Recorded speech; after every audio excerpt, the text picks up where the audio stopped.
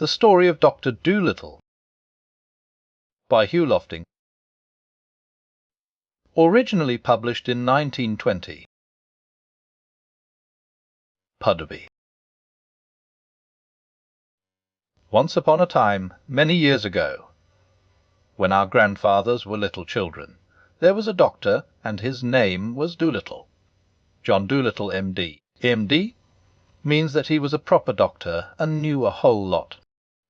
He lived in a little town called Puddleby-on-the-Marsh. All the folks, young and old, knew him well by sight, and whenever he walked down the street in his high hat, everyone would say, "There goes the doctor.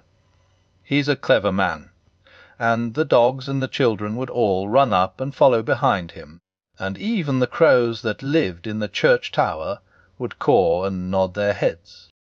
The house he lived in, on the edge of the town, was quite small, but his garden was very large, and had a wide lawn and stone seats, and weeping willows hanging over.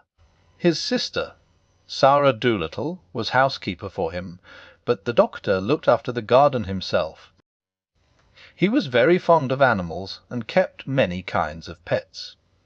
Besides the goldfish in the pond at the bottom of his garden, he had rabbits in the pantry, the white mice in his piano, a squirrel in the linen closet, and a hedgehog in the cellar. He had a cow with a calf too, and an old lame horse, 25 years of age, and chickens and pigeons, and 2 lambs, and many other animals. But his favourite pets were Dab-Dab the duck, Jip the dog, Gub-Gub the baby pig, Polynesia the parrot, and the old Tutu. His sister used to grumble about all these animals, and said they made the house untidy. And one day, when an old lady with rheumatism came to see the doctor, she sat on the hedgehog, who was sleeping on the sofa, and never came to see him any more, but drove every Saturday all the way to Oxenthorpe, another town 10 miles off, to see a different doctor.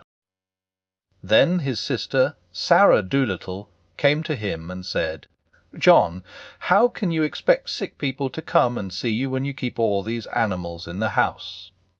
It's a fine doctor would have his parlour full of hedgehogs and mice. That's the 4th personage these animals have driven away. Squire Jenkins and the parson say they wouldn't come near your house again. No matter how sick they are. We are getting poorer every day, if you go on like this. None of the best people will have you for a doctor. But I like the animals better than the best people," said the doctor. "You are ridiculous," said his sister, and walked out of the room. So, as time went on, the doctor got more and more animals, and the people who came to see him got less and less, till at last he had no one left, except the cat's-meat man, who didn't mind any kind of animals.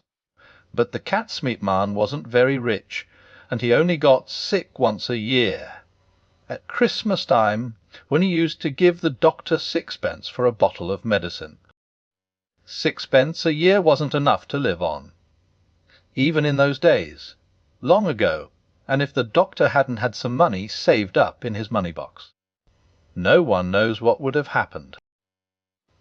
And he kept on getting still more pets, and of course it cost a lot to feed them, and the money he had saved up grew littler and littler. Then he sold his piano, and let the mice live in a bureau drawer, but the money he got for that too began to go, so he sold the brown suit he wore on Sundays, and went on becoming poorer and poorer. And now, when he walked down the street in his high hat, people would say to one another, "There goes John Dolittle, M.D. There was a time when he was the best-known doctor in the West Country. Look at him now. He hasn't any money, and his stockings are full of holes." But the dogs and the cats and the children still ran up and followed him through the town, the same as they had done when he was rich.